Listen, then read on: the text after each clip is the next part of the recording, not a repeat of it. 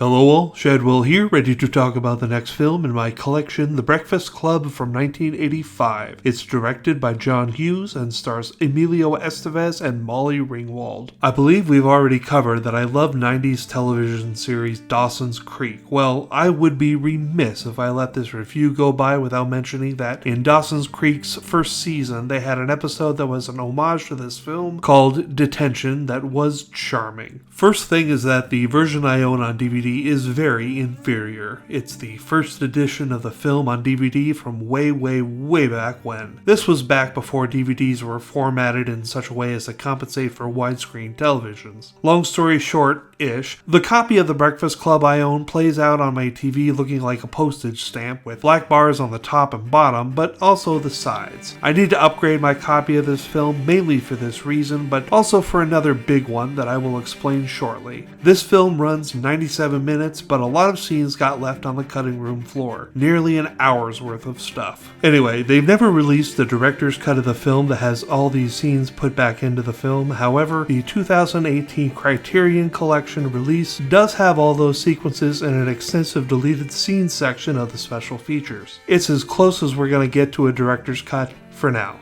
As for the film itself, I like it. I mean, there are some things to not like about it. I don't like how they felt they needed to romantically pair the characters off in the end of the film, letting the brain stand alone doing their homework for them. But I especially dislike the pairing off of Bender and Claire, as he just spent the majority of the film calling her disgusting and belittling her in some fashion. I don't like how the film practically opens on the F-slur and then features one character calling another character the F-slur, and with a hard T at that. Let me tell you, if you want your film to go down a letter grade with me, there is no quicker way to do it than by using the F-slur with a hard T.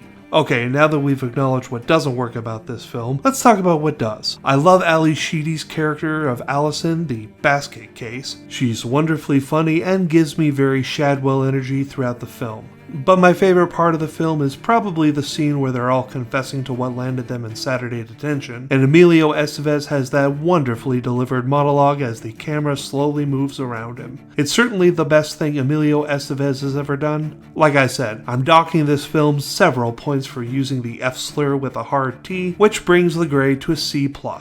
You could have had a B+, Mr. Hughes, but you couldn't help yourself, could you? Join me tomorrow when I'll be reviewing Bride of Reanimator.